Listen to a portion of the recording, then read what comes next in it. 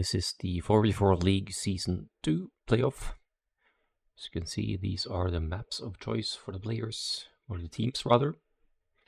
Not just noobs with their captain Champions 21 versus the Flemish militia with Welcome to Rapture as their captain. We'll look at the maps in question here. First, pick Brazil for Champions in team. So they must be enjoying some water play, naval play. Nice. And first pick for Welcome to Rapture, Team Arena. Rapture is an arena enjoyer himself, so that kind of makes sense. And then for the bands, we're moving on to Border Dispute, very chaotic map off the menu for the Flemish militia, whereas the next band is African Clearing, so Japanese team, not just dubs. Might not be that too much fan of Nomad Starts, or maybe just not of African Clearing. Next picks, Desert Slope and Fortress, another close map for Rapture's team for the Flemish militia. And finally we have Marooned and Border Dispute, oh, well, Adriatic Islands as the other one, and leaving us with Runestones and Arabia Clone as the opening neutral map, so to speak. They band down to decide which map comes as the first one. Here we are with the civilizations. Quite the selection since it's a 4v4 best of 5. Could be that we'll see some of the earliest picks here for Runestones specifically, that they're picking for the first map first, because Franks would do a great pocket. Britons flank obviously would pair well with Incas on the flank, also a potential good archer civilization. Whereas Rapture's team, these have to be the flank civs for Runestones, I think. And as far as pockets go, plenty of options here. Could be Georgians, could be Huns, could be Magyars, could be Lithuanians, to mention a few. So I think we'll just hop right into the first game. Runestones, here we go.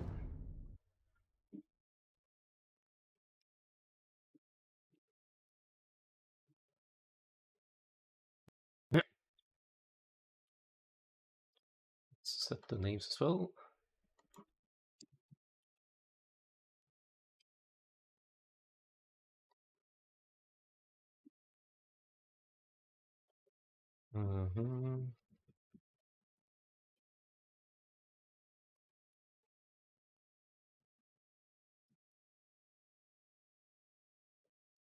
We need to up the sound a bit as well, or maybe not. Grayton?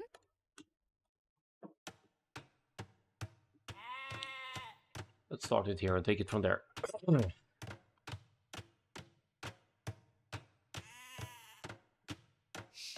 Right, so not just noobs. Let's start from the flank positioning here and see what they've gone for. Champions in the grey, as the Britons. Pretty much an obvious flank civilization for these kinds of maps. The Britons, team bonus, giving the archery ranges of Britons and their team 10% faster creation. That pairs well with any other side flank they might have if they're both going for the archers, and that's very common in team games involving pockets and flanks to have a combination of cavalry and archers. It's just the way it goes. So Britons in the grey on the right hand side here. In the first pocket we have Leo as the Berbers.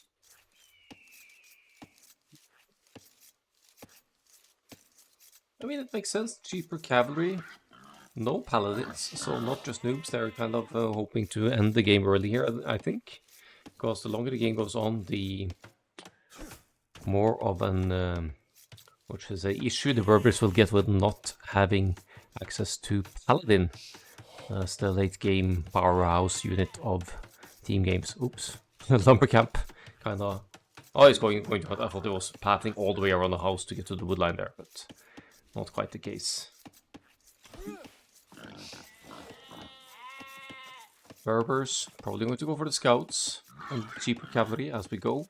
And the second pocket, 0 reasons as the Persians here.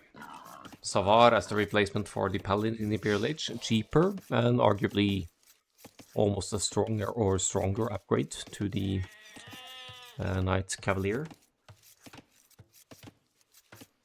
Faster working town centers as well, 5, 10, 15, 20% faster working town centers, and docks for that matter. Not that it matters here, but for the Persians, so great booming civilization, great economy in general to be play the pocket role in team games. Finally, Kaibab as the Chinese to the side here. Chinese start with 3 extra villagers, so if you can keep that idle town center time at a reasonable level, even though you're starting with 0 food, and you'll be looking at a builder's advantage over your opponents. Chinese probably going to go for the archers here, but they're pretty versatile civilization. Good economy and ease of upgrades as all of their technologies get cheaper as you advance through the ages. And they have fully upgraded arbalest. They have, generally speaking, lots of options as the game goes on, but probably going to see the archers into arbalests, or archers into crossbow and arbalest here for this one. Top side, we have Welcome to Rapture in the red here, going to fight against Kaibab. Playing as the Mayans, so we're going to have an Archer's War at our hands. Mayans advantage. Longer lasting resources, so even if you get lamed, you're set back slightly less than most other civilizations.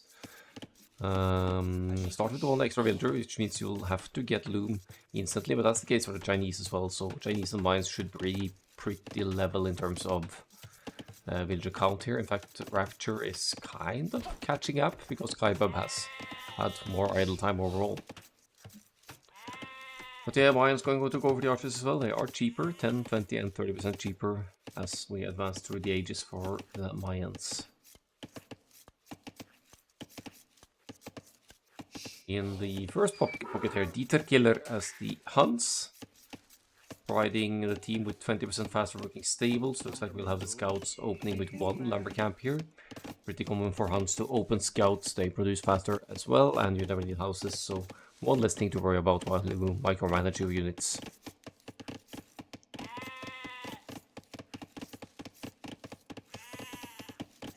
Further on, we have Kevine as the Magyars, another pocket, cavalry pocket with access to paladins. So we have 2 paladin civilizations on the Flemish militia side, which benefits them if the game goes long to the late Imperial Age, so to speak. They'll have stronger options.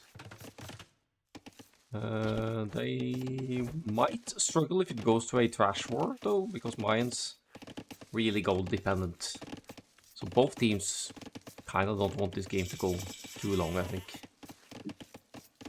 Finally, the Belgium with the Ethiopians on the side here. Dropping the barracks just now. Going to go for the archers opening probably. 3 villagers mining gold. Those 2 will be placing down the archery range once that village kicks in. 1 range blacksmith, perhaps. Or maybe double range. Definitely has the wood for both buildings. I think it's going to be a blacksmith actually, because the Ethiopians have such an easy time getting to fletching instantly with production behind it, and in that case maybe 1 range would be sufficient here. Have a quick look at the scouting. They've all been pushing deer. They haven't really scouted their opponents. Speaking of scouting, the scouts running into a fight against each other here. Not great for Kevine, even with Magyars plus 1 attack as their civilization bonus. Garrisoning the TC there barely takes any damage off the Grey Scout, and now suddenly the Flemish militia getting the better trades here against the opponent's starting scouts. Second range coming up here, a couple of archers in production for the Belgian. Top side we have some scouts from not just noobs taking a fight as well, but again, this is going to be a better fight for the Flemish militia, I think.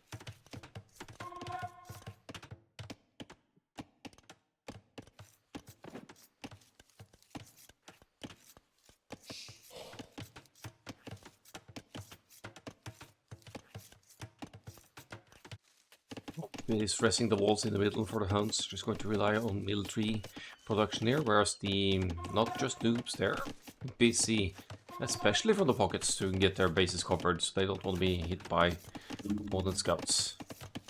Hello Cohen, good to see you.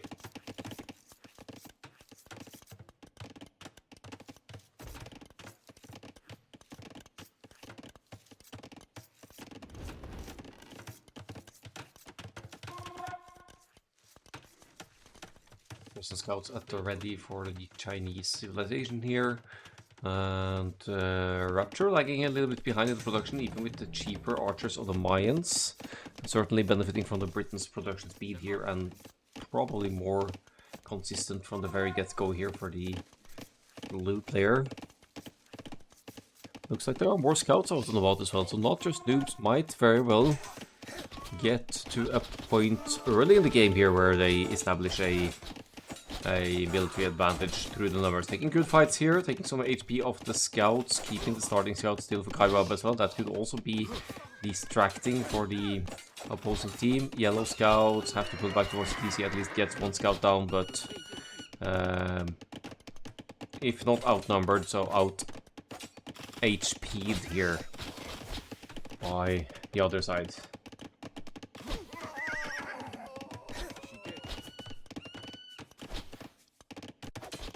Speaking of the other side, looks like the Belgian is about to take a bit of a beating here from the opposing side as well. Did he scout the woodline? Yeah, definitely knows it's open over here, so still has to worry about Leo's scouts. Not just noobs with a convincing military lead for the game to only be in the 31st minute, no, 15th minute here. Almost twice the military. A sign that they're producing more consistently and taking arguably better fights for Diva Killer. Refreshed the Hunnic Scouts numbers though. Does produce faster and takes a better fight than the first one now. Rapture needs to claim some builders here to join the fight, but they managed to clean up the opposing armies, and so you can see the military numbers are leveling out, but not without the cost of a couple of villagers' lives. Once again, going to obstruct the food in combo over here. More archers from the red side though, so Kaibab is forced to pull back. Now what?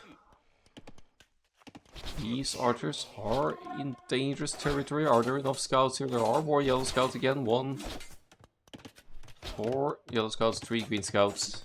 Yeah, pretty nasty idle TC time for Rapture. And there's no wonder, because the berries were idle for a long time through the aggression, and with no farms to bring in food, then that's what you're going to be looking at.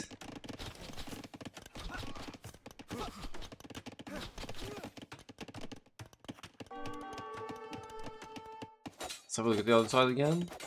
Okay, Belgian, nearly walled here. Let's see if not just noobs can figure out that there's still an opening to the far side in the back here.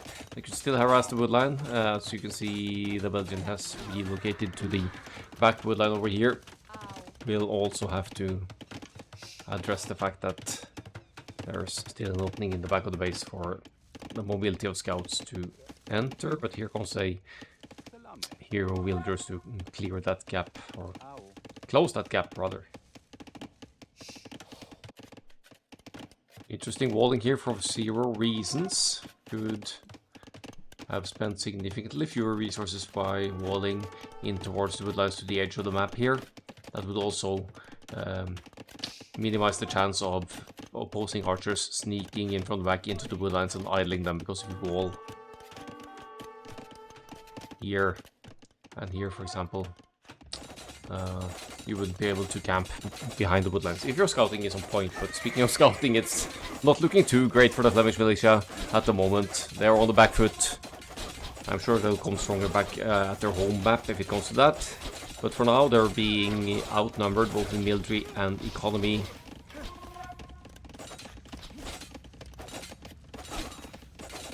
And not really able to push back, so that's going to be an uphill struggle for the Flemish militia to stabilize in this game and keep up with the progression. But as you can see, not just noobs heading for the Castle Age as well for both the Chinese and the Persian players. So we're going to have a full Castle Age side to the left here, whereas Rapture still has a way to go, missing about 600 food. Dieter Killer is on the way up, but also still timing-wise is behind 0 reasons by about half a minute, which could still be something in the overall outcome. Small margins here. If you're a half a minute earlier to Castle Age, you'll also be able to produce knights earlier, and if you have 2 or 3 stables producing those, even the Huns 10% faster stables might not be enough to save you.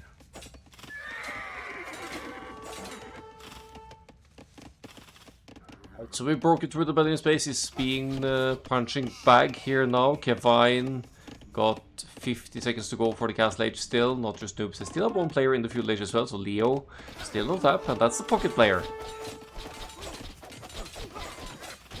Whereas both pockets for the Flemish Militia are all the way up, aren't they?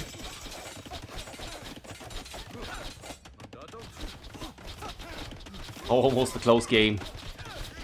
It's not looking too pretty, I'll admit that much. Let's see what's going on. Full rainbow on the other side here. No, not quite. 2 versus 2 situation.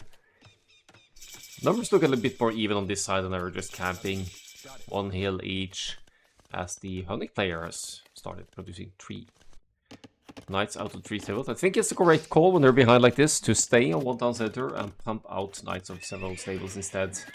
There's 21 farms here, should be enough to sustain 2 stables of Huns production, at least if you have 11 on gold as well.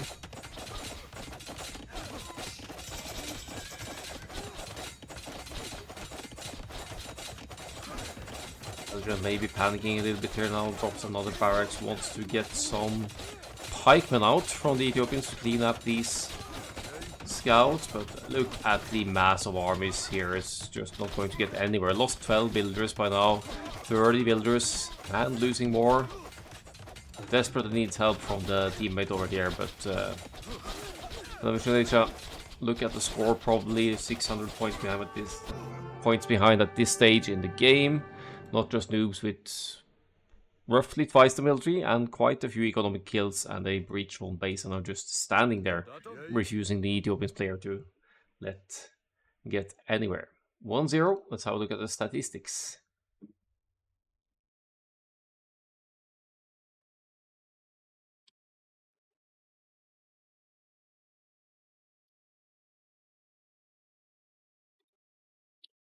Oh, pretty dominant KD for the Britons there. I should have been paying more attention to the right hand side. That's 41 kills and only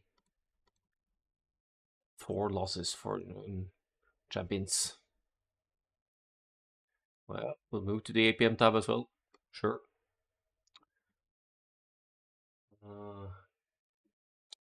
Yeah, falling behind on scores here. Up times 3 out of 4 players for not just noobs up to the next stage. Leo also halfway there, while Belgium would be stuck in for a feudal age for a while longer, by the looks of it. Moving to the APM side. Okay.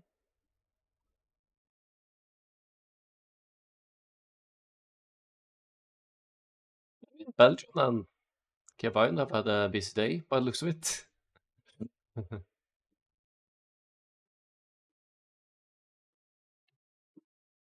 It's what it is, but we will be getting a closed map next. Let's just make sure to pick off these spent civilizations first.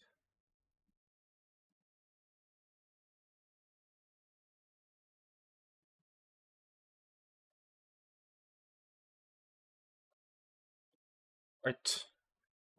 We just see. Might it be Team Arena first? It is the first pick of the 2. It doesn't have to mean that they must play that one, but working under the assumption of Team Arena, I wouldn't be too surprised to see the Italians there. If not for Brazil, wait, that might be for Brazil, so scratch that. Slavs, good Arena Civ, Lithuanians, decent, Malay. Another naval civilization, you know.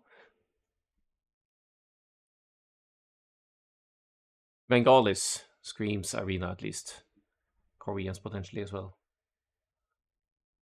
As for the other team, Turks, students, Portuguese, lots of good Arena civilizations here. Byzantines, not too unlikely. Burgundians also a likely pick for Team Arena.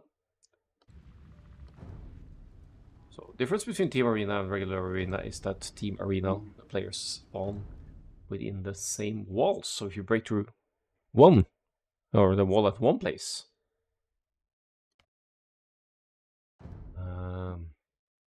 you could fully, if you're efficient enough after breaking through. So I feel like they will see some flanks castle drops here to break through and then harass with some form of mobility. Oh, okay. Defect killer with the Georgians on flank here for Team Arena. Does he even use the mule cart for scouting? Nice. Doesn't need it for a while yet anyway. Well, Georgians, that's a new one for me for Arena. Not sure where they want to go with that, but we'll see it as the game passes on. Going with the Italians, so not saving those for Brazil after all.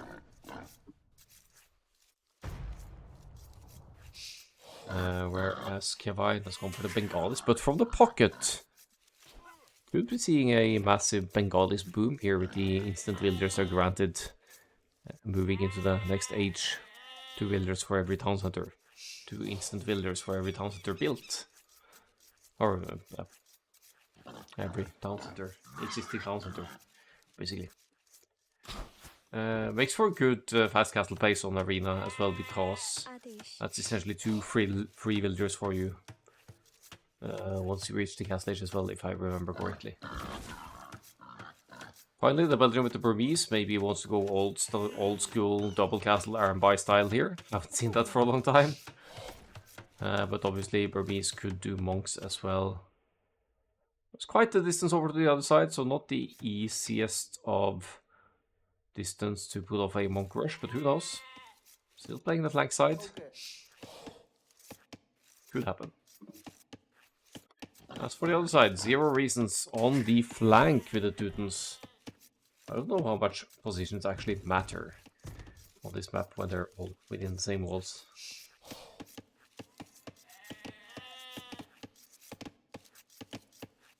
Zero reasons indeed going for the Teutons, providing the team bonus of conversion resistance. Kaibab as the Turks usually screams fast Imperial Age, at least some years ago it did. Now it could also be Castle Drop Janissaries as well. And another civilization famous for fast uptimes and creative strategies, that's the Khmer. Probably one of the Belgians' favorite civilizations. He has some wacky build orders for the Khmer, but in this case it's being played by champions. And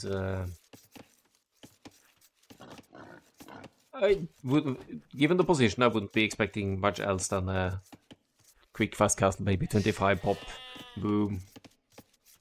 And then go into Cavaliers or Elephants or that sort of thing. Finally, Leo with the Mongols. Not too frequently seen on Arena, but this is Team Arena. So it could play out a little bit differently. Mongols, Mangadai, Drill, Siege, Lady Imperial Age. Powerful on any map. So if the game gets to that point, the Mongols could be hard to stop. Let's speed it up a bit, because I don't really expect feudal age aggression here. I see the players sending the scouts forward. I don't know, maybe they're looking for places to tower hop or what. A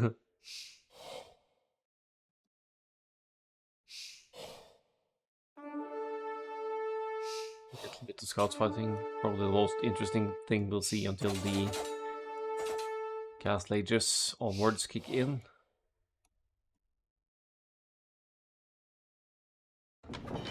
No scouts were harmed, or they were harmed, but not killed just yet. Villagers kick in. Okay, let's slow it down a little bit for the sake of following who gets who here. Champions keeps chasing and takes out Kevine's scout, who was still in the Dark Age and couldn't really take that fight. Nice.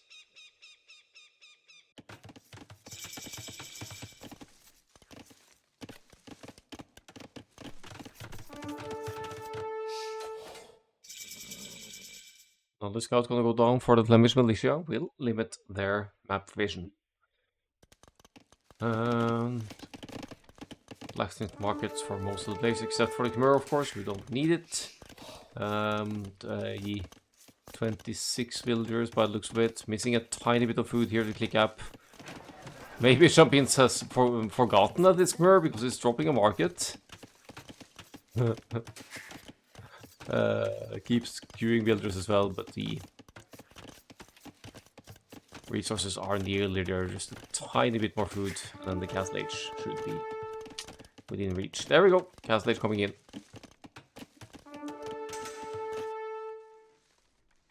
Scout's still alive. But once the Castle Age kicks in for the beam player, it's going to be a light cav, instant light cav out on the field as well. It's 3 versus 1 here for Dieter Killer. That scout should never survive. Second town center for Leo in the gray over here, so I'm going for a bit of a boom here with the Mongols. Nice TC placement as well, right on the gold and wood line.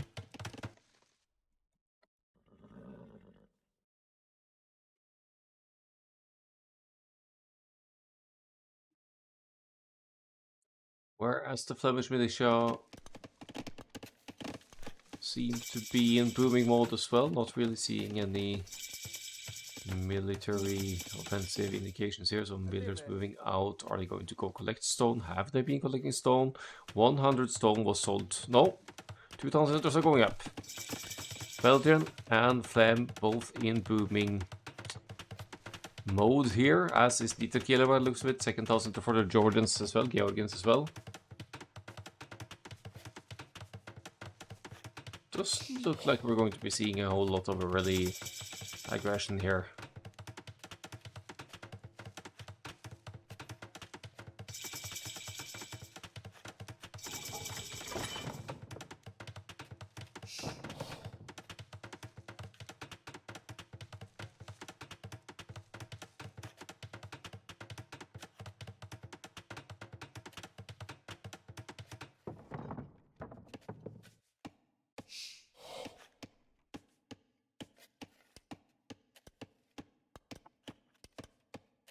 Lots of town centers here. You should never be getting away with all 4 players of a team booming like this, but looks like not just noobs are doing the same thing. This is such a peaceful game. Don't really expect much. Looks like we have some scouts or light cab out on the field for the Turks. Castle going up at top. Castle by the Khmer! When you think you've seen everything, why the hell are they placing a defensive castle with a Khmer like that?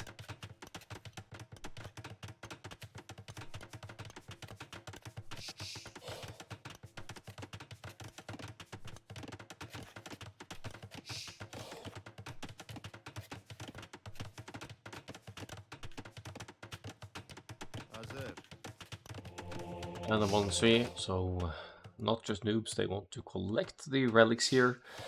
Turks player going for that, good idea, because the Turks really dependent upon gold as well. Just like the Metal Saves, Turks don't have the greatest trash options. They're lacking Elite Skirmisher and Pikeman. So they need their gold to really thrive. Less of an issue in team games, because in team games, if you can secure a trade route, which is technically already secured within the walls here, you will be able to have access to infinite gold returns until your trade line has been breached and the trade cards gets contested. So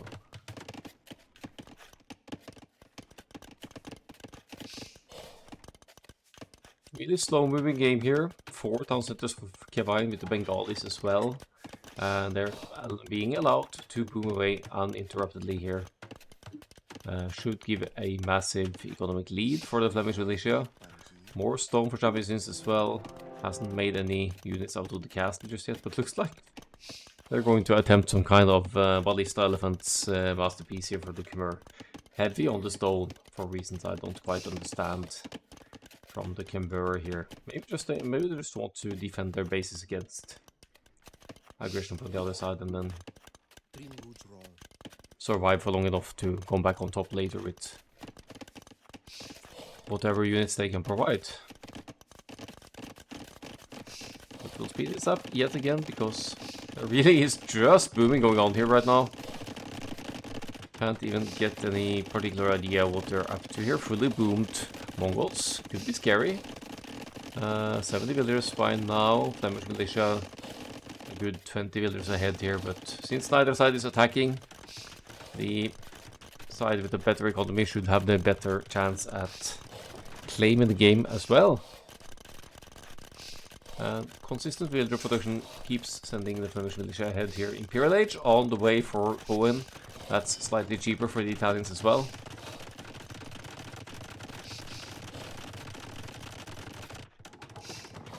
Meanwhile, Teutons opting for the infantry siege idea here.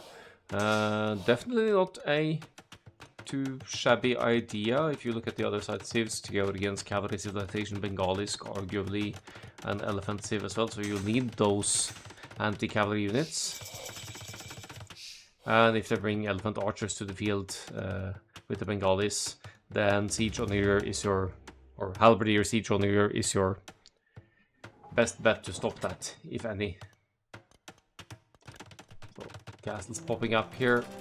Going to opt for the Genoese crossbowmen. Expecting some cavalry from the opposing side, no doubt. Of course, the Khmer could go for the elite battle elephants, and the Teutons could go for the cavalier paladin approach, but it's going to be an infantry siege play instead from 0 reasons here. So have a quick look at the relics. 2 relics for the Turks, better than nothing. Lots of outposts. They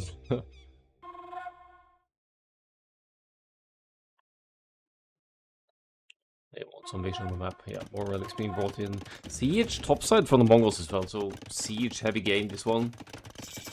I guess you could ask your Khmer friend for infantry halberdier assistance as well.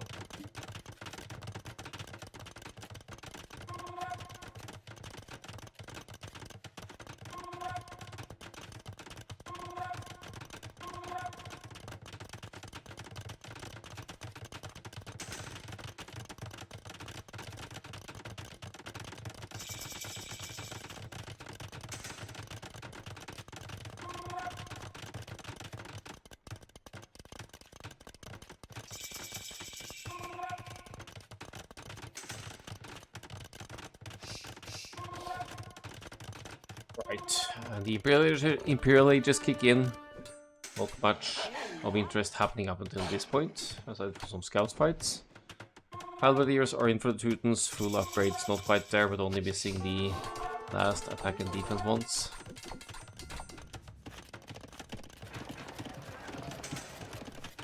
Flemish militia already preparing the trade line, whereas not just noobs. They're not stressing that too much. I mean, there's still gold to be collected in decent amounts at home base, so no need to rush it.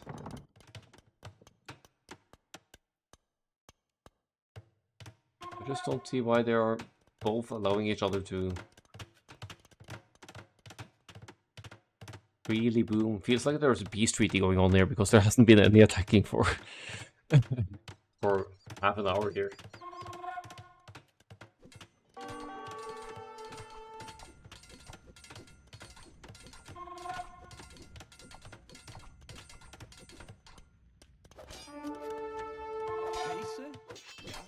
So cat rounds for the Teutons want to break through at the Belgian side, the Belgian being the punching bag again, but he has shit tons of volunteers here. Has he seen through the Teutons infantry siege play here? How's the scouting like? Doesn't really, it's going in blind here, but I mean, Ruiz Condotieros, Italian teammate, unlocks the opportunity of instantly queuing Condotieros when you reach the Imperial Age, and they should eat the halberdiers even if there are Teuton ones.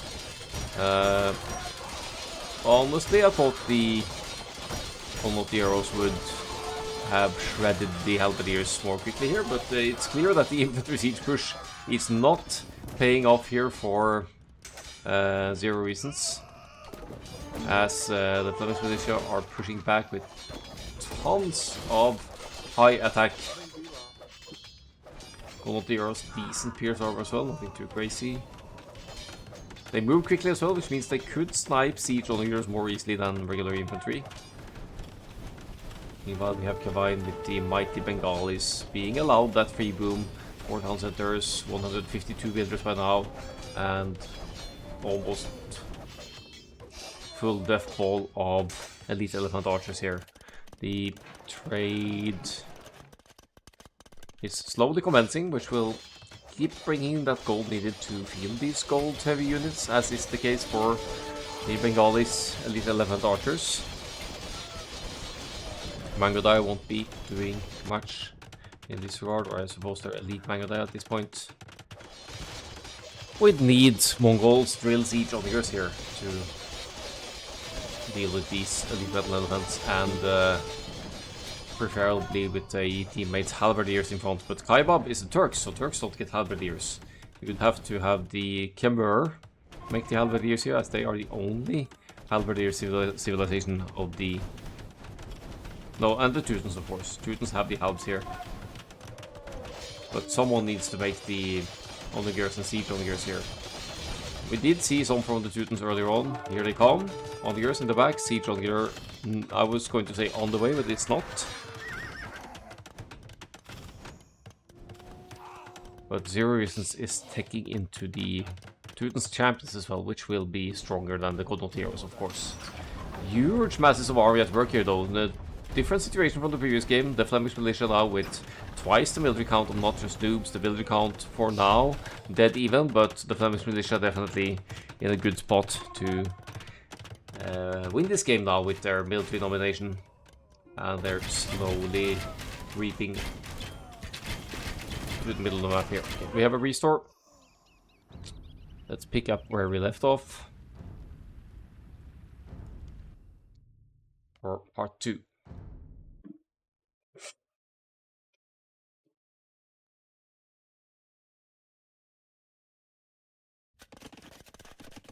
Here we go.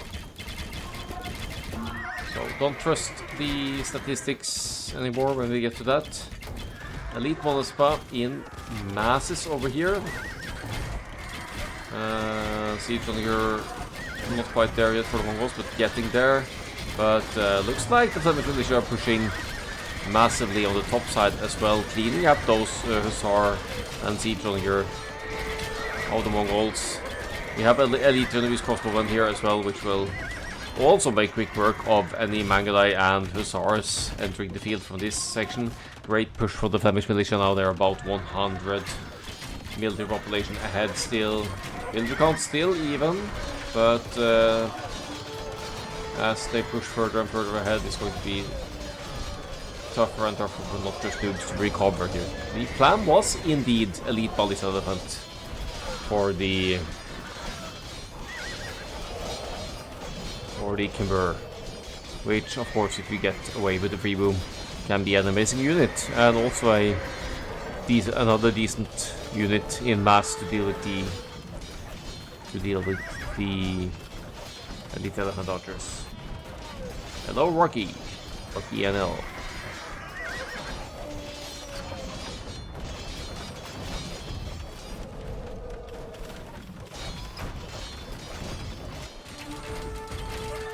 The constant massing of units behind here, even teched into halberdier here for the Belgian, as the Burmese as well did abandon the Connotiero idea after the initial surprise effect. Will now provide the halberdiers to go in front of the elite elephant archers of Kevine. But for now, not just noobs are holding. They got plenty of castles still, so they're not allowing the Flemish militia to breach their bases and main economy just yet. But will it be enough? Let's go to the resource tab for a bit and see the resources running lower for teal and grey specifically. Blue and green still in a decent spot over here.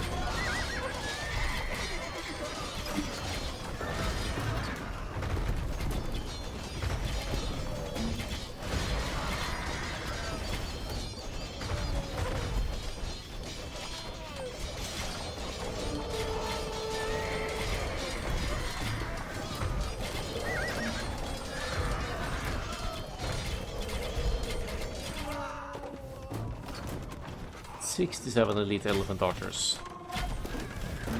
Not something you easily stop, especially when you're lacking good halberd options. They do have the siege to stop this, kind of, not just noobs, but I still need to deal with the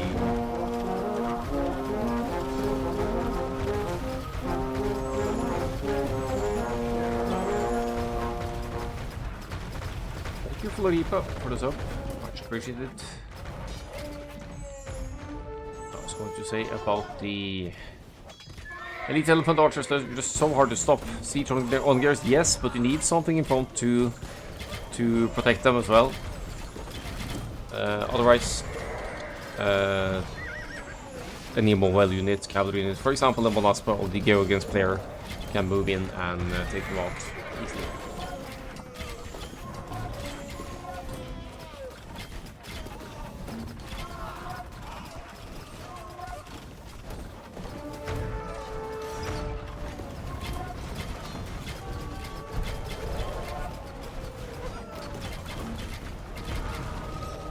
I think some hits in here, but Bengalis and Berbice, being the good monk civilizations that they are as well, they will be able to research redemption and convert buildings and siege workshops. So, with block printing for the 3 extra range for the monks and redemption in, you could convert the siege onlookers at the distance. Of course, Teutons have conversion resistance, but still, it's an efficient means to deal with the siege or to just provide a distraction overall. Champions is pulling the elite battle elephants over to try and deal with the elite elephant archers here. The ballista elephant, effectively a scorpion, but mounted on an elephant. Doesn't look like they're having too much success with taking out the beefy elite elephant archers. So 300 hit points.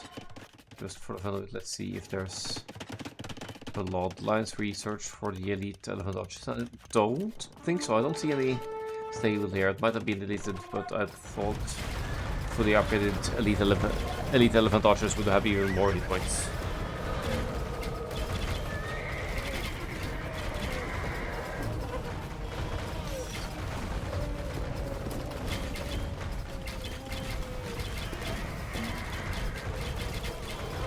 Heavy cavalry archers for the Turks. Not really the way to respond to elite elephant archers, I'm afraid.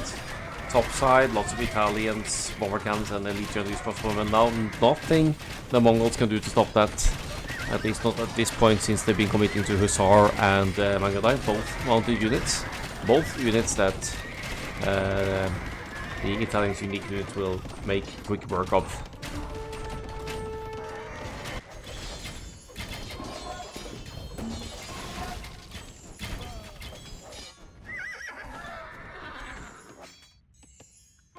Still slowly pushing forward here, not just noobs, somehow still keeping up with the military count of the Flemish militia.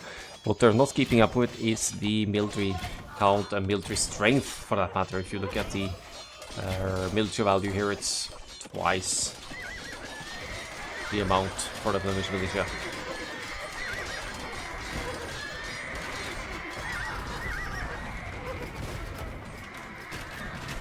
The larger a group of Monaspa you have collected, the more damage they'll deal as well up to a certain point. Ballista elephants getting some nice hits in on the Genoese crossbowmen here, but they are a mounted unit, so the elite Genoese crossbowmen should have bonus against the ballista elephants as well if they get too close here. And they're also considered as a siege weapon, so if you dive in with the Monaspa against the elite ballista elephants here, they should be making quick work of them. Let's have a look.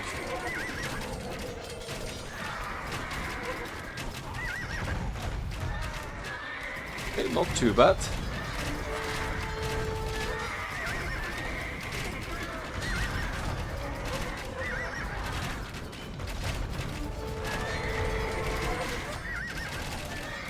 To commend not just noobs on their defense here, as they're keeping the waves of military away here.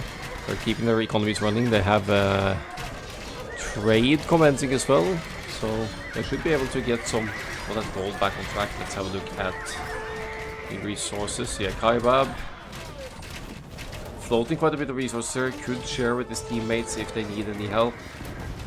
And as the trade kicks in, they should be able to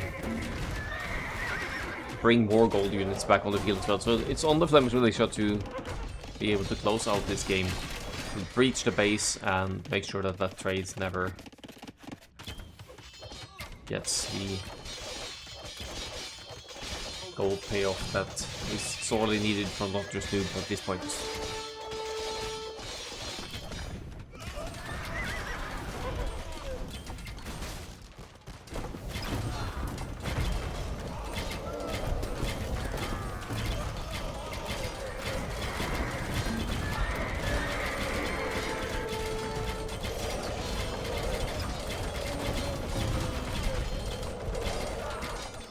The elite elephant archers numbers are dwindling here somehow.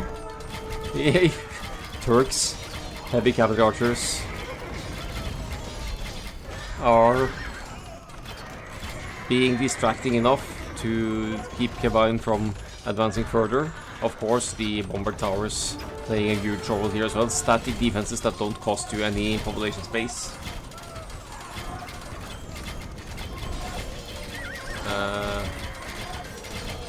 But you still need more military to keep up with what Flemish militia are doing here. Bomber towers, yes, they are powerful, but if you have the siege weapons like the trebuchets or bomber cannons, you can still take them out relatively quickly with just a few of those cannonballs. Topside, another huge wave of Monaspa here. Look at that production queue. Might benefit from deleting some builders now. Dieter Killer. Oh, could keep that gate open. Keep it open, keep it open, keep it open. Stay in the door. Almost able to keep the door open there, but they're about to break through anyway. Bomber cannons moving forward for them. Going to break that fortified gate, and the quick wall behind also shouldn't really be of much help here at this stage in the game. You could try it, but just delaying the inevitable here. The Monaspa will dive in and effectively hit the trade route over here, forcing not just noobs to react with some, if not most of the forces up top here. Because if they lose the trade, if they lose their core economy like this, they're not going to be able to field more units, and they're already massively behind in military numbers. So at this point, this is just a distraction for the Flemish militia on the other side. They're distracting Kaibab and Zero Reasons, while their teammates can deal with the trade situation up north. 70 military less for not just noobs, and now they're losing villagers as well, which means that their overall population is dropping significantly here. Don't think there's going to be any breakage on the south side anytime soon, but as the economy gets hit like this, it's going to be increasingly harder for not just noobs to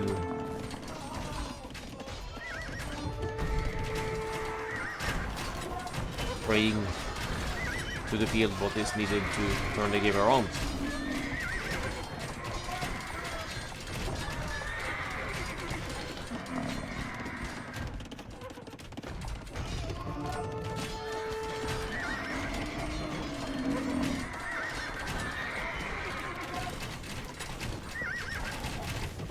Let's really see what not just noobs can do here other than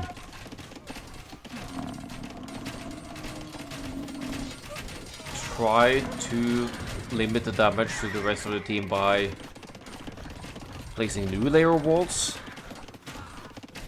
and then play on the fact that they've still got some kind of control down south here, but they are going to lose gold access. There's still gold in the bank, but that's rapidly decreasing here, and the trade is just... I mean, there's still trade to be here, but it won't last long with Monaspa in the economy like this. Siege on gears against, even drilled siege on gears against mounted units like this. Don't really see it making a particular difference here.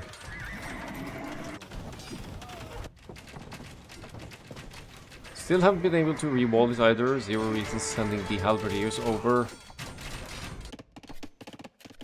One last parading the trade line in both sides of the map, and there it is. The GG well played, it's called. Flemish Militia taking game number 2. Sending us into game 3 on Not Just Noob's first home map, which will likely be Brazil.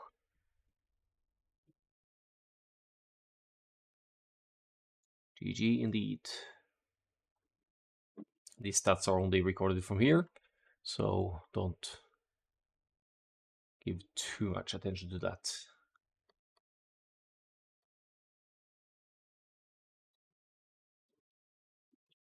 Back to the draft, we have Mongols, Turks, Teutons and Khmer going down there in a very boomy, slow game to start, benefiting the Italians, Georgians, Bengalis and Burmese. Also with the free boom, but with stronger late game options or just better late game choices, who knows. We have Rune Stones, we have Team Arena down. We'll be moving on to most likely to Brazil, where we should be seeing the Vikings, Dravidians, Byzantines, and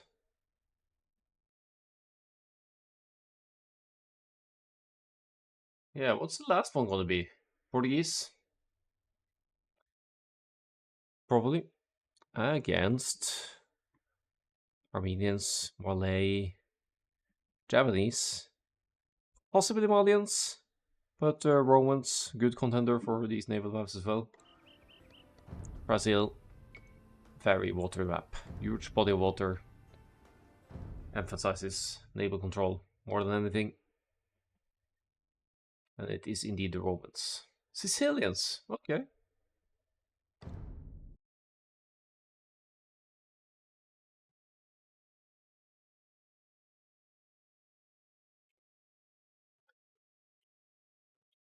So we're going to have another one here where we speed up the start quite a bit. This is Brazil.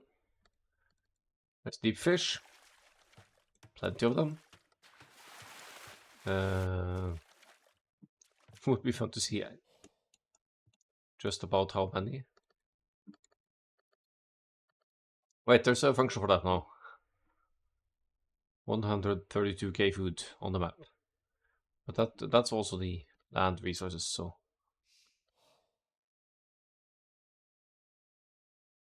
Yeah.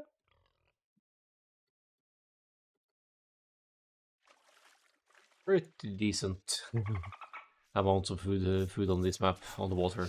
All the more reason to fight for it. Champions on the flank as the Vikings here. Brazil, your starting island is more abundant in resources.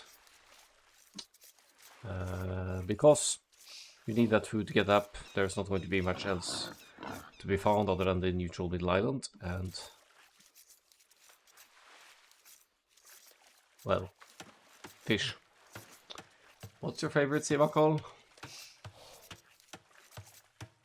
I'm inclined to say Franks, but that's just because that's the team I always played back in the day. Don't play them so much these days. I enjoy Mongols, Incas, Khmer more these days.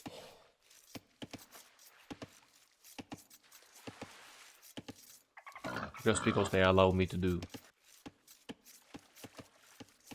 off-meta things effectively with their respective bonuses for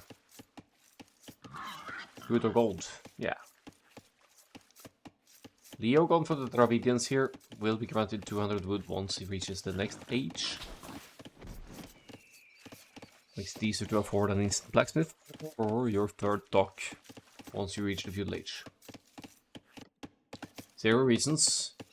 As the Byzantines pocket here, that could actually mean some fast castle or fast imperial age even shenanigans here. Fast imperial age, fast fire ship. Does work well, did work well on migration for Nations Cup. Of course, migration places much more emphasis on the middle area, but I can see it working on Brazil as well if your flank players are doing enough to keep the opponents busy.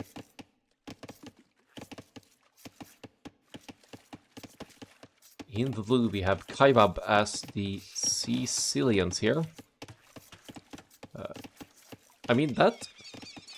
The Sicilians' first transport ship comes at a discount, 50% cheaper, if I'm not mistaken. And that means that the Sicilians might be planning a landing here, landing with donjons, land armies of some sort. It would be a proper mess up with whatever plans the Belgians might have here with the Romans, because the Romans do have some bonuses applying to water play as well. I'm curious to see if the Sicilians are indeed planning to land here. Yeah, Romans for the Belgian.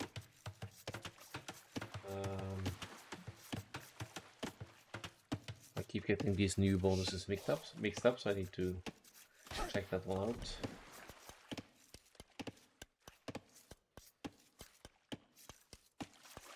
Galley line and Drummond's +1/+1 pierce armor.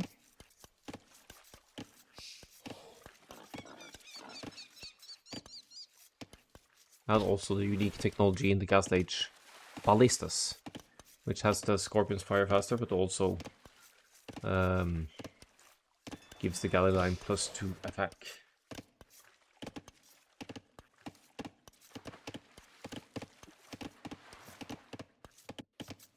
Poland with the Malay here. Malay going up through the ages, 66% faster.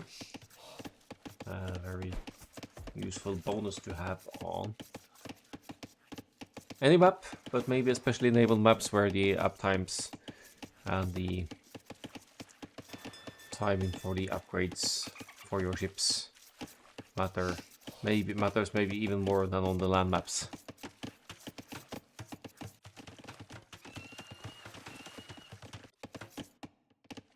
Together with the Koreans, turtle ship as a unique unit, not seen very frequently these days, but still an option to go for as a tanky enabled unit. Maybe more so as a distraction than anything else, but they are also weak to monks and conversions, the turtle ships, because they move so slowly. But Koreans... also decent naval civilization, because they have a discount on wood for any wood costing units. Village is in for the Belgian, got the 2 docks up here, only producing out of one of them for the time being. Here comes the second one.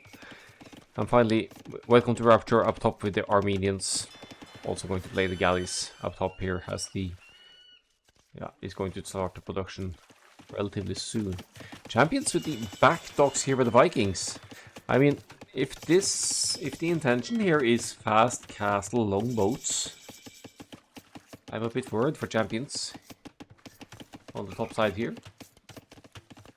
But maybe it's just back docks to get some more galleys out before engaging against Armenians, who do fire 2 projectiles with their galleys.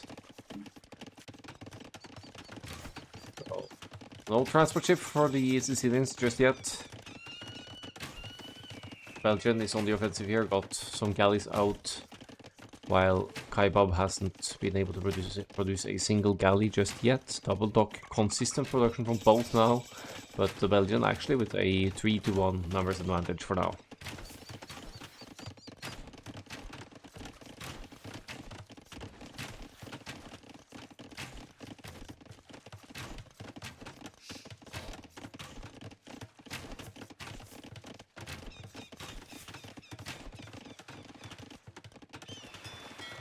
Chasing after the fish now, 1 ship almost down. Could give the Flemish militia an economic advantage here as another galley pops out for the Romans player.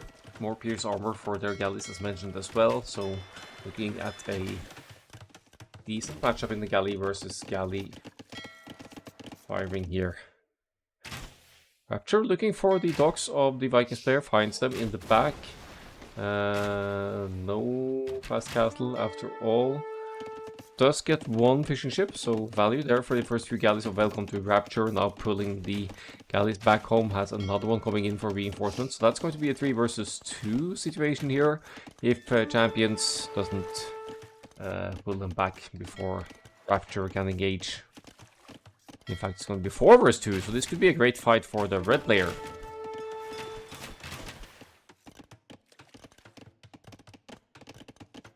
Now, in the meantime, Zero Reasons and Leo have gone for the straight Castle Age approach. Fire galleys from the both of them. And if they're going to send fire ships against Feudal Age galleys, they might be looking at huge value here. Both for the surprise factor and for the fact that Feudal Age galleys just, even with fletching, they just don't deal very efficiently with Castle Age fire ships, because the Castle Age fire ships are speedy enough to almost catch up, and they'll tank lots of arrows before you get close enough to deal with them as well, or before you get enough shots in to take them out. I mean,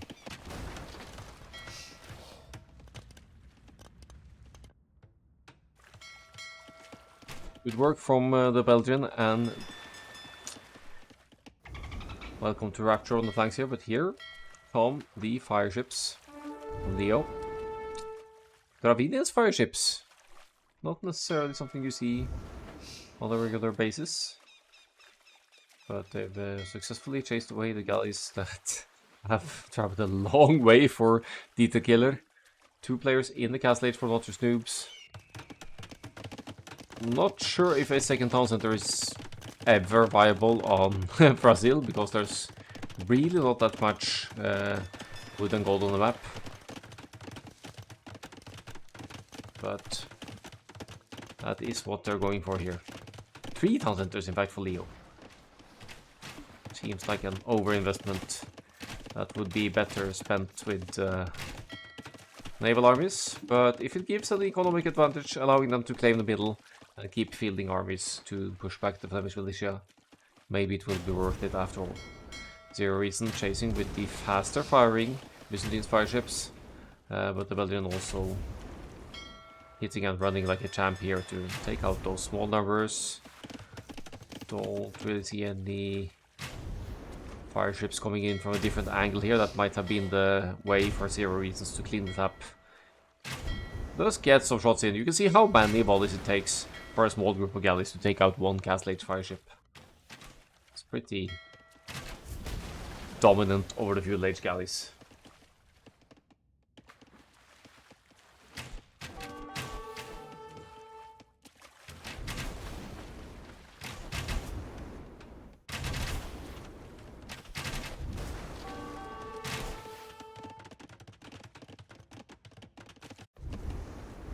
Now, with the fire ships reaching Welcome to Rapture's side, Flemish militia could be in trouble here, because we now have a, what should we call it, a meat shield to send in front of the galleys of your teammate here. Castle Age halfway there for Champions as well. Doesn't really have lots of galleys out, but will have access to longboats soon. Thanks for the feedback, Champions. Appreciate that. And I appreciate the follow as well, Rocky Fennell. Sorry for the random zoom outs and zoom ins. I'm using my spare mouse now, and it's not ideal for casting. At least I'm not used to using it for this purpose. So I'm trying not to hit the scroll wheel.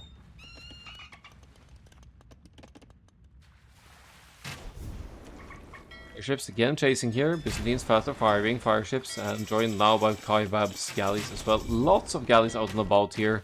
Both Cohen and Belgium making the galleys here, rather than a melee player opting for fire galleys as well. But does get that war galley upgrade in. Bodkin arrow right around the corner as well. We'll get to clean up some of these fire galleys.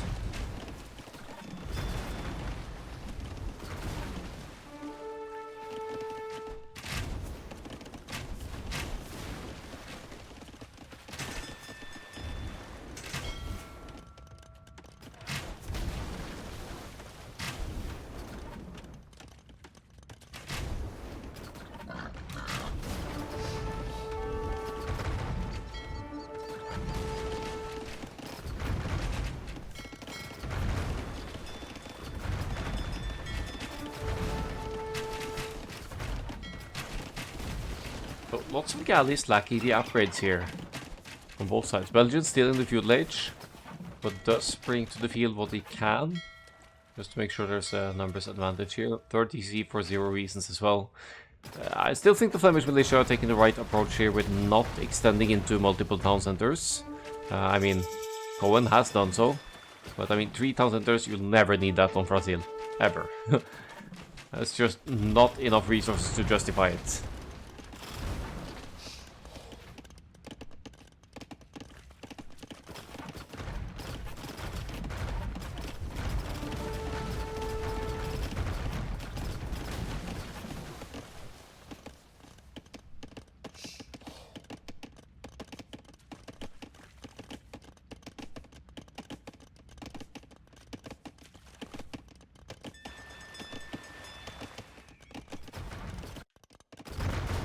The other side here, that should be a cleanup for not just noobs. That's a lot of fire ships getting close to the war galleys of Flemcohen or Cohen.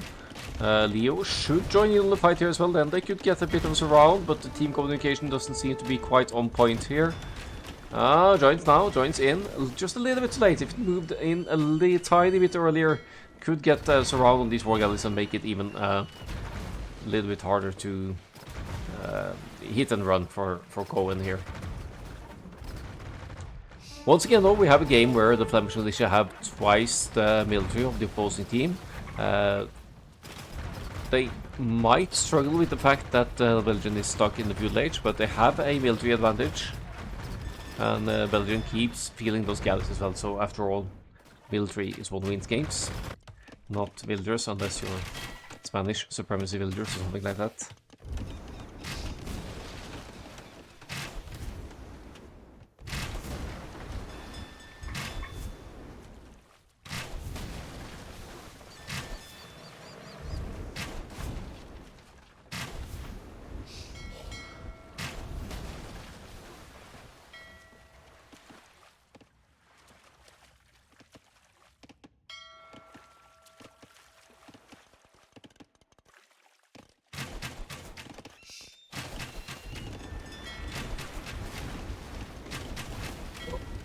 Belgium going to lose a lot of the feudal age mass here. Just click the castle age, but gets caught by 0 reasons fire. Galleys will hit and run, and flares the middle here. Desperately needs help from the Tequila now, who admittedly has a huge mass of war galleys out and about. And does get away with most of the galleys on his own here, but why move back in here now? I'm not loving the fact that Belgium moves dangerously close to not just noobs side here. As 0 reasons. He can literally see them, but he doesn't engage.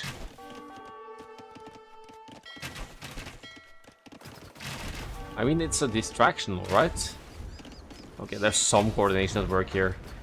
See, all of Flemish militia's armies collected in one area here now. That could work very well to their advantage to keep not just noobs' numbers on the lower side, but the longboats are increasing in mass here now, and the champions is just massing them from behind, ready to get a huge hit blow in.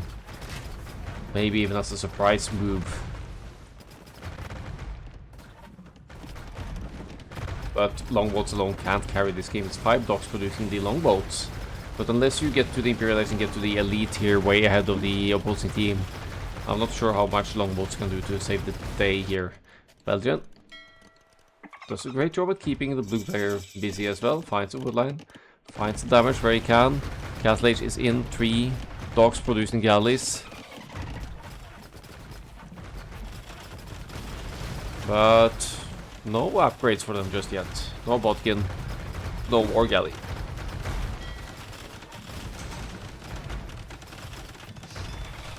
Only galleys for the Flemish militia. No fire galleys whatsoever. But with the Imperial Age kicking in for the Koreans. They get fast fire ship? I think they do.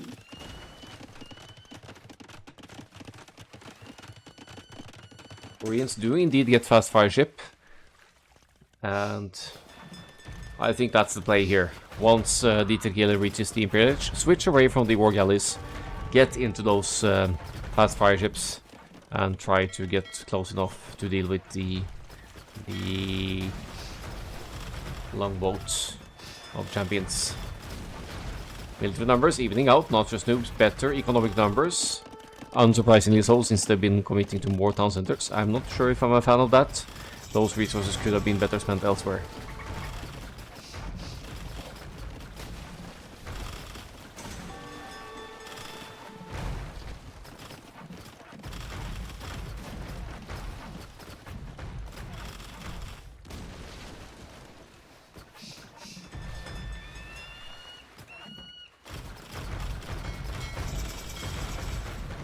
Early stream for green as well, fire ships.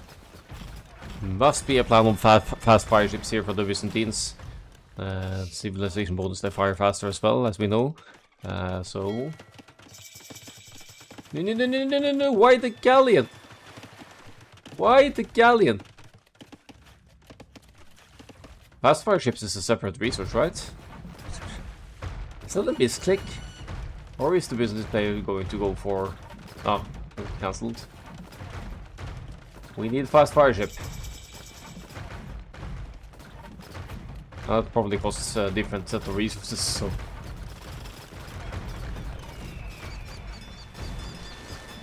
There we go, there's the fast fire ship upgrade. That's what we want to see here, because there's already quite a few fire ships on the field, not just noobs. They're nearly catching up in the numbers here. The Belgian, having stayed in the feudal age for so long, is the weakest in terms of builder numbers here. But maybe the rest of his team can still save the day. And hello, Hastur, indeed.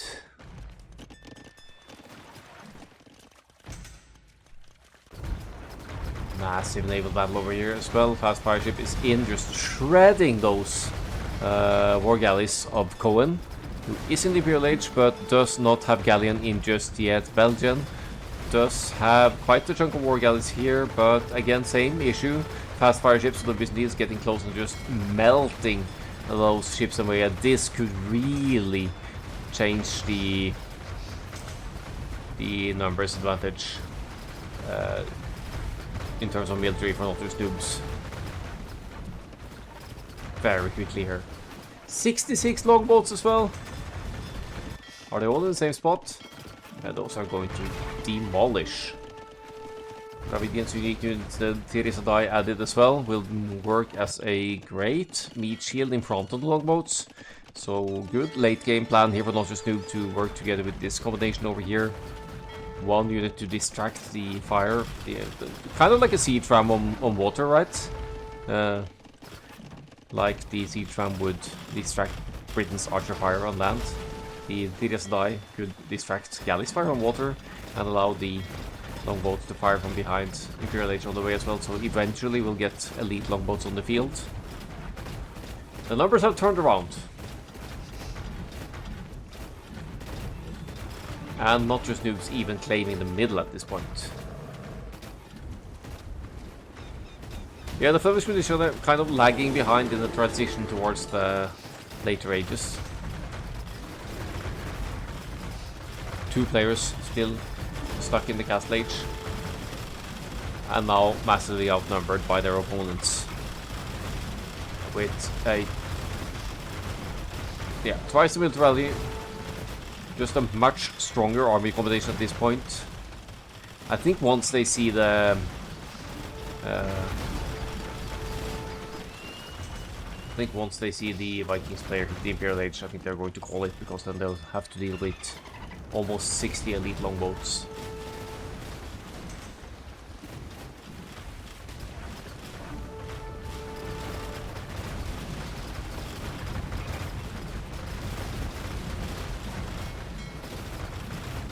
See the hit points difference, military numbers difference is just massive here. Blue reaches Imperial Age, just 20 more seconds for Grey to reach Imperial Age as well. And on the other side, we also have the fast fire ships kind of raiding over here. Could be taking out all of the docks for the Belgians, so the Belgian can't really replenish the military. 6 galleys for red, 6 galleys for orange. This does not look good for the Flemish militia, but it is not just Noob's home map after all.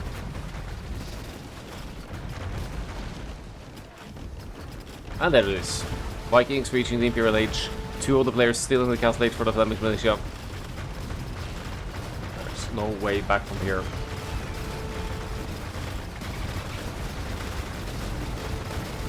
My team are noobs.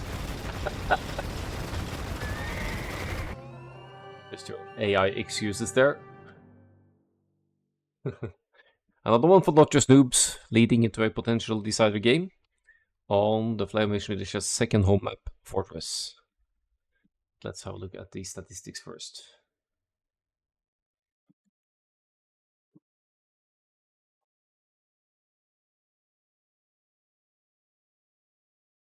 GG, sorry teammates.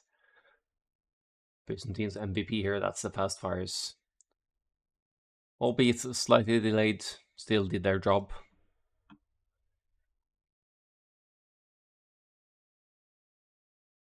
Great economy for the Dravidians there.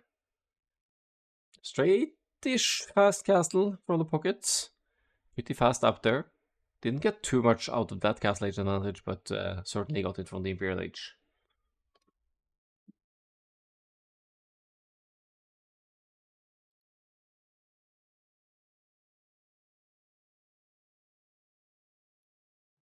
Sometimes I wonder what the Belgian is clicking, getting the spikes like that. Right. Arabians, Byzantines, Vikings, and Sicilians. I guess they're saving Portuguese for Arena then. We did see Koreans, Romans, Malay, and... Was it Armenians? Yeah, it was Armenians for the last one. Brazil for not just noobs. Should be Fortress next.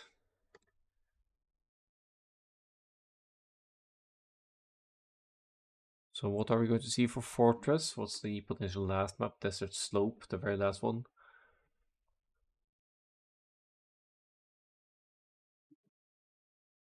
Slavs.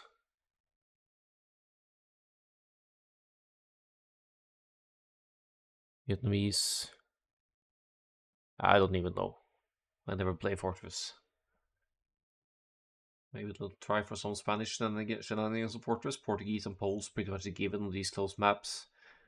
And Burgundians for the boom as well, I suppose. Let's have a look. Game 4. It is indeed Fortress. And let's just hop into it. There was a question yesterday on how to make that regicide, or if they should play game mode or just play the map, but it is supposed to be regicide Fortress, which means that starting resources will be different as well, starting with more food but less stone and 0 gold. So you'll need to mine gold to get to the castle age at all. Well, you need that to do that on any map, but in this case, you'll have to mine more. Can't really sell stone either, because there's only 150 stone, so you'll get there. Players usually using the kings to scout in the early game on these maps, because even though if you lose your king you die, there aren't really any Dark Age units that can keep up with the king's speed. So as long as you watch your king and don't let enemy scouts trap in and take him out, then you're fine. That's the interesting thing about Regicide Fortress as well, is that the kings do make 4 chances for comeback. If you snipe a king and it's suddenly 3 vs 4,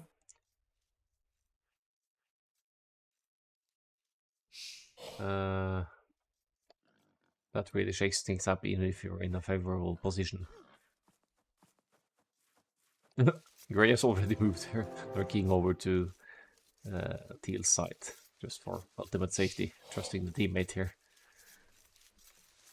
Right, the civilizations. Celts for Welcome to Rapture, Screams, infantry siege late game here. Maybe World Raiders from some raiding potential. Going with the Malians. Geppetto comes to mind. Speedy infantry unit with ranged melee attack. But Malians, Farimba, cavalry as well, late game for the raids. Also some Celts and Slavs on flank. Makes me think Flemish might go aggressive with Rams or something. Yeah. Infantry, siege push, maybe. Slavs on the other side. Slavs, cheaper siege weapons, team bonus. Celts, faster working siege groups, team bonus. We'll also get a decent boom with the Malians, right? The town centers are cheaper. Slightly, with discount. And we do have a very versatile Castle Age play, at least. Imperial Age, falling a bit off, but still got those Farimba cavalry, for example. Or maybe they just picked their favorite civilization to play and take it from there. Yuriaras for Dieter Killer. I guess good for these close maps as well. Namaste.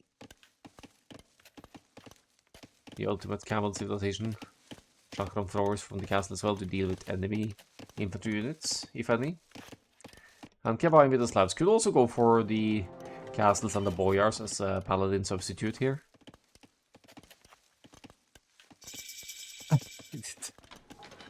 Try to go to bed at a reasonable time, okay? So we might have a short game on our hands then. Higher Bob with the Portuguese over here. It's not unlikely that it's thinking about an organ guns push with some kind of support unit. Any gold unit comes at a discount for the Portuguese, so you certainly have other options as well. Great gunpowder units in the Imperial Age after a unique technology, giving you essentially ballistics for gunpowder units. The Arquebus. Burgundians in the pocket for 0 reasons. Of course you want to have Burgundians in the pocket. They can get access to the economic upgrades 1 age earlier. And you will more often than not these days see them going up to the feudal age early to get the economic upgrades early as well. And then move on to the castle age with these upgrades researched. But since this is regicide with a bit of a different resource setup, 0 reasons has opted for an earlier castle age here to get to the multiple town centers earlier on as well. Leo with the poles. Folvark, if you farm around it, you get an instant trickle of food as a percentage of the farms. Going to go for stone here. As the poles mine stone, they collect gold as well. Did he mine gold? Tiny bit, but mainly going to rely on stone income for the gold for... No, he mined gold to go to the castle age and now moved on to stone for castles and unique units, perhaps. Might benefit from having a mining camp, though. Long distance stone mining for the poles here, not very efficient. And finally, champions with the Spanish. Already has a castle, which makes for very easy production of conquistadors. Yeah, they nerfed it from 50% to 33% for poles. Stone into gold collection, which was a good change, I think. But still a good boost.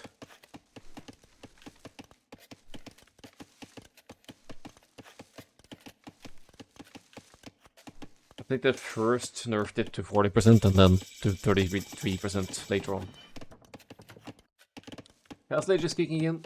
We're going into boom mode again, just like on the arena game. I'll be speeding it up a little bit. We have a stable from the Malians actually, and Kevin somehow finding the way into the blue base. Could at least try to gather some intel here while it's there, but it's mainly going to be a booming game here, except for the Spanish with the conquistadors. And you know, if you break through the walls with petards, you could make for a real surprise factor here with the conquistadors as well, and get some useful raids in, even if the players have started putting down their town centers, placing down their town centers.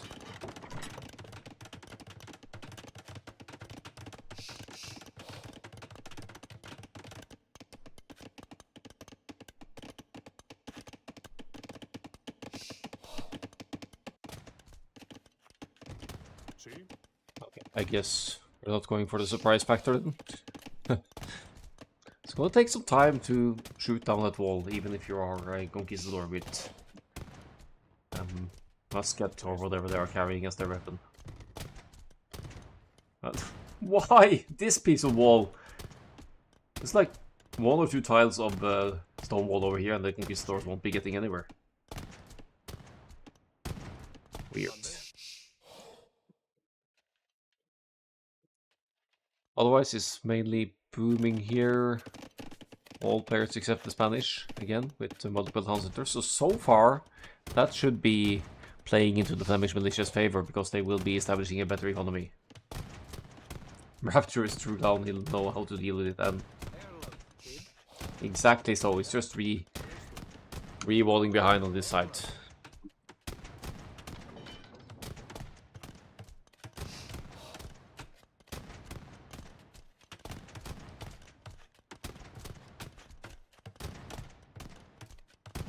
But more conquistadors pumping out.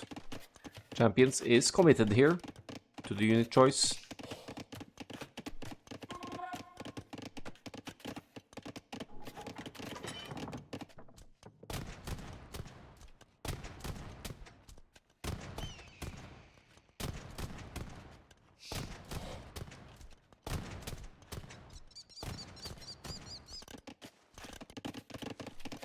Meanwhile, triple town centers for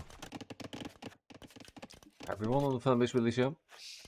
Slowly extending that Wilder lead. Nothing too crazy though, so the consistency of Wilder production seems better for not just noobs for now. Still don't understand why he's just shooting away at stone walls, not getting anything here.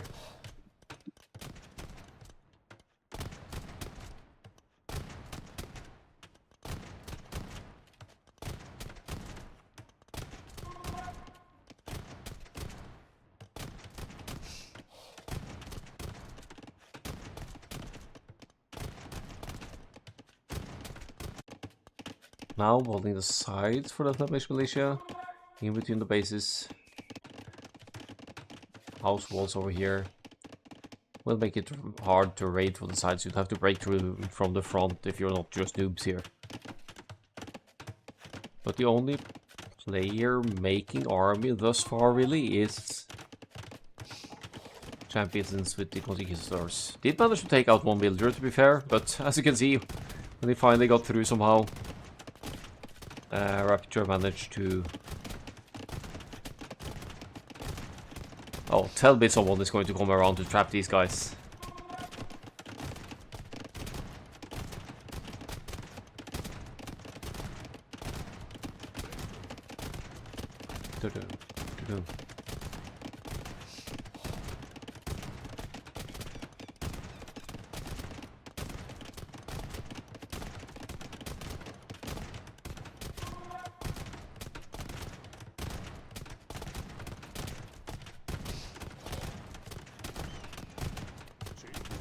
Both have some idle TC times here, but to be fair, there are several TCs at work. Takes some time for the farm economy to kick in so you can produce villagers. More stone walls behind here. Welcome to Rapture, getting away with only one villager lost thus far. 57 villagers compared to the Spanish player with only 39. Certainly has an economic advantage here. Not just noobs, just behind this distraction to the left hand side, just keep extending their economies. I don't know why the king was moving around, but it was probably because of the organ guns. Ooh, petards coming out here for Kaibab. That could be bad news for Kiavine over here with the surprise factor. The castle is in the back.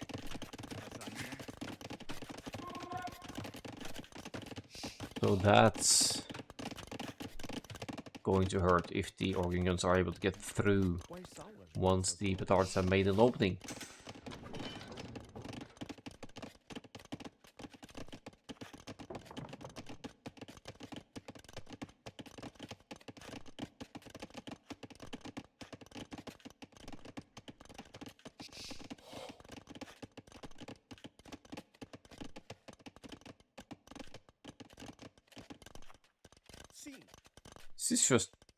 Is this intentional, or is it just the things in terms of pathfinding?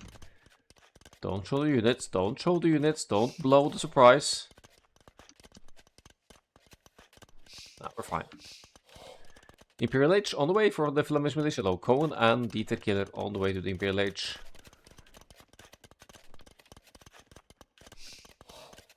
The Tards coming through. Nice. Organ guns getting the perfect choke point here. And moving into seriously obstruct Kevine's economic advancement here. But in the meantime, Kevine's 2 pocket teammates are allowed free boom. You could say that about Nostrus Noobs as well. But the Flemish militia, they have barely made any units thus far. So while they are vulnerable, since they don't have any army to defend, they've also presumably established a better economy to work with here.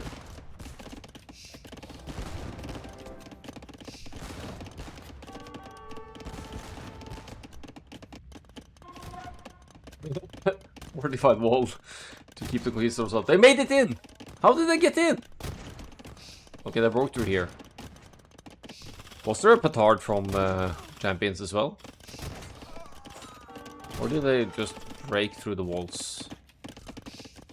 They actually broke through the old-fashioned way. Okay, cool. But that's going to cost Rapture quite a few villagers' lives here. Great offensives from Nostrus Noobs on either side here. Meanwhile, both of the pockets of Nostrus Noobs are making it to the Imperial Age as well.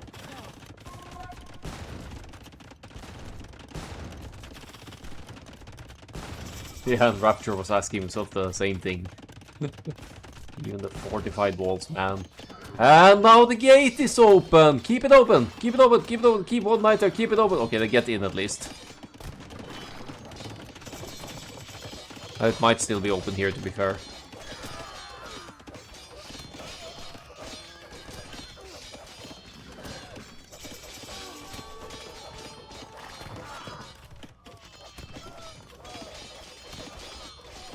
Organ guns pulling back in the other side. Camels joining in from Cohen here. Cohen in the Imperial Age, but no heavy cavalry just yet. Once heavy cavalry is in, that's going to be bad news for the Poles. Poles Knights, of course.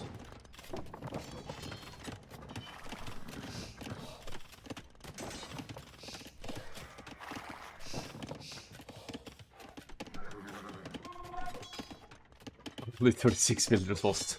Yeah, that's some decent Conquistador and Knights raids at work there. Giving Nostrus Noobs a 50 villagers lead and a noticeable military lead at this point as well. All of them entering the Imperial Age.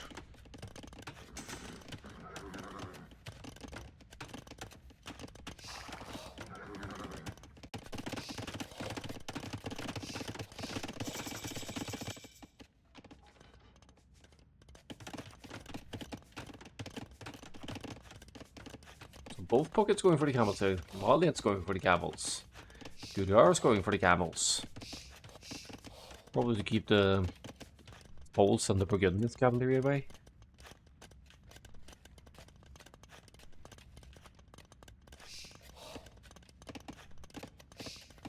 One was having games of his life. Because he got to free boom uninterrupted, or?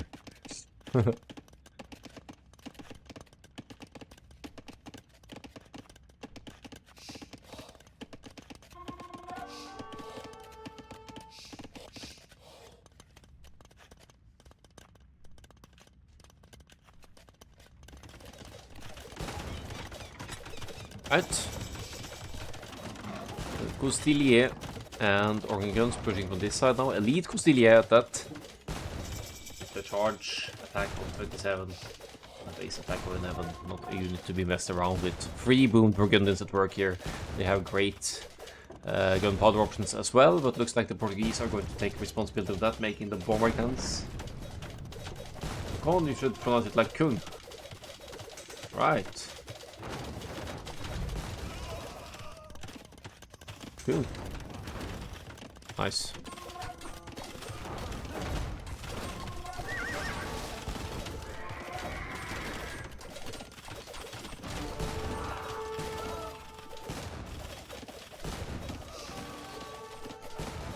Does that mean you say Good Morgen as well?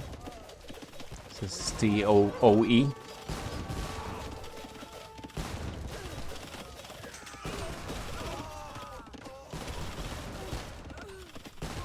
Aha! Gotcha.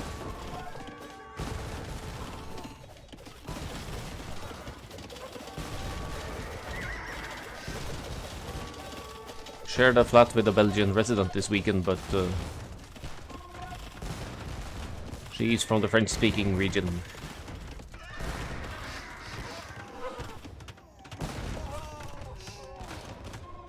She also doesn't know Flemish.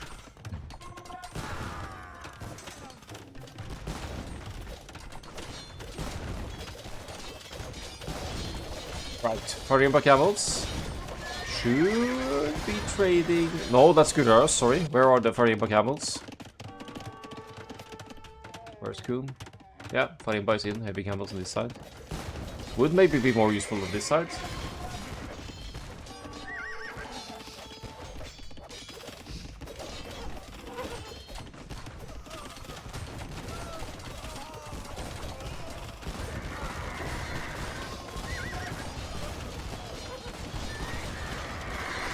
This doesn't look too pretty for Kevain though.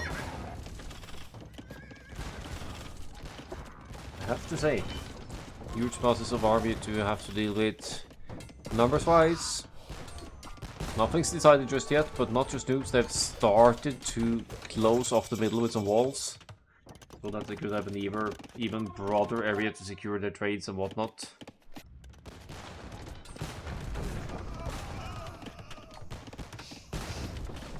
Yeah, Fred deleted the walls in the fight a moment ago.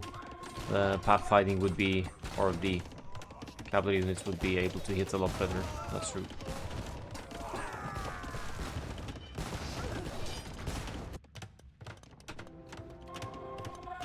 Several castles up for Welcome to Rapture. Did make some World Raiders. Did nearly lose a king. That's dangerous. I mean, if not just noobs spots this, they could go for the snipe. I think they're busy elsewhere. Doing other stuff, setting up the trades. Thanks for the cast and all the leagues a call. It was a pleasure playing as always. Thank you, sir. Appreciate that.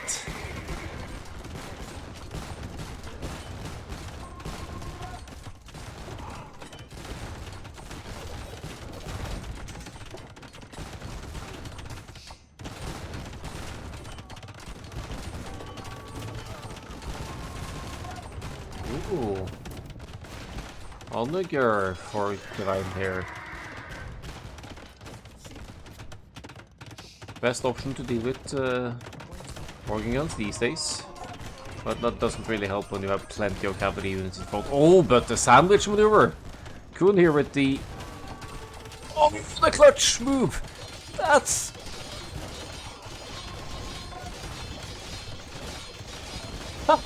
That's a sick maneuver actually until the walls got deleted. But that really bought some time for the cavals not to get in. Wow.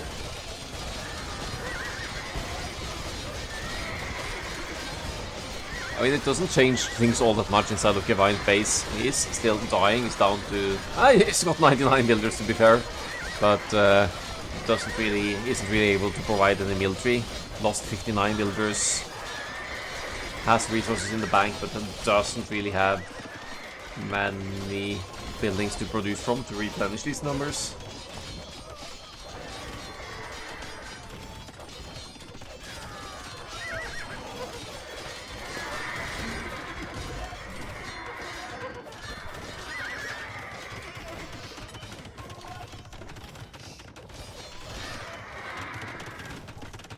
Let's have a look at the top side again, see how Rapture is doing over here. He's facing an awful lot of elite conquistadors now, and spoke about the potential king sniper earlier. It's only a matter of time until not just noobs spot that there's something inside of this tower, if they have the opportunity to do so at all. Well, that could be the end of Welcome to Rapture. Did he move it? Yeah, he moved the king. Thinking ahead. Both flanks taking a beating though. Kevine.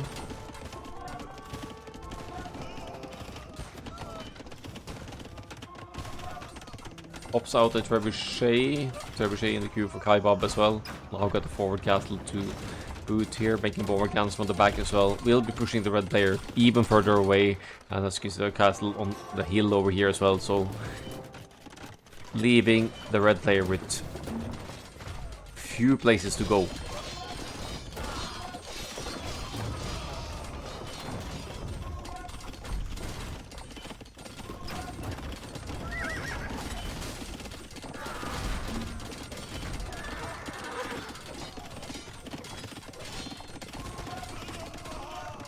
So Kustilia with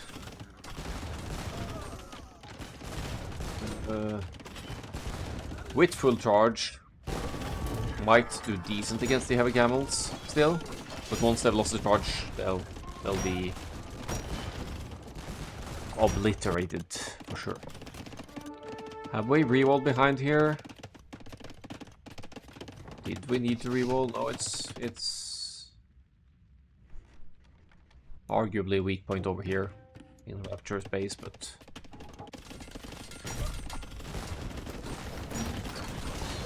okay. Military-wise, it's still Flemish militia are almost keeping up, but they're behind in economy. They are being pressured from both sides still. But now, to some extent, pushing back against the Poles and Spanish over here. Where did the conquistadors go? As long as the heavy camels don't get close, the conquistadors will deal nicely with those.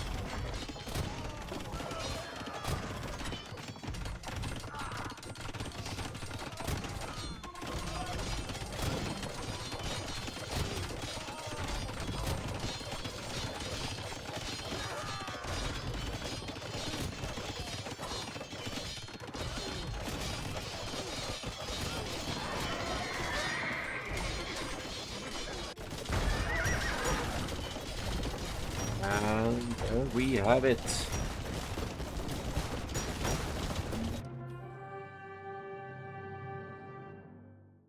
was mentioned before the game started in the Twitch chat that the Flemish militia weren't too sure if they had a plan at all. There's some synergy in the bonuses here, to be fair, with the Slavs and Celts. With the siege, could have come into play.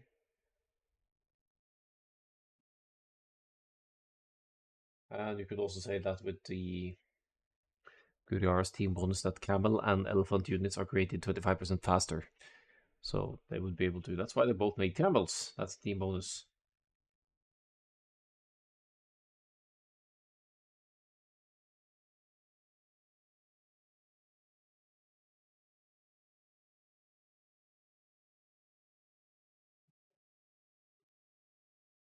Yeah, you could say that, Rapture, but as we go into, let's just toggle the saves here for the fun of it.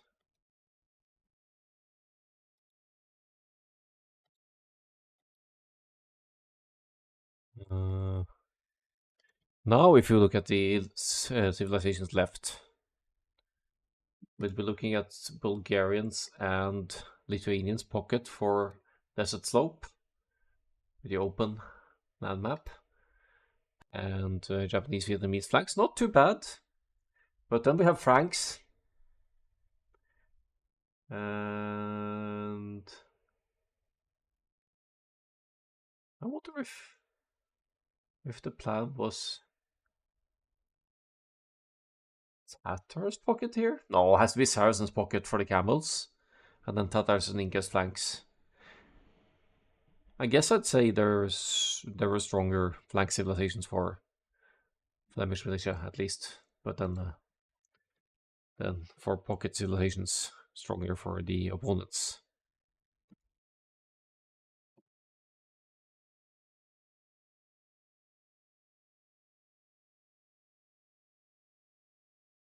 that said, that concludes... Actually, we don't have a bracket for this one. But that concludes the first playoff of 4v4 League Season 2.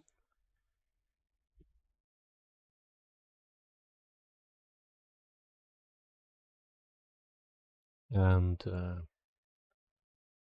hope I'll get to cast some more of them. Maybe some daytime tomorrow. Not too sure. Real life gets in the way most of the time, but would love to see more games, of course, on stream.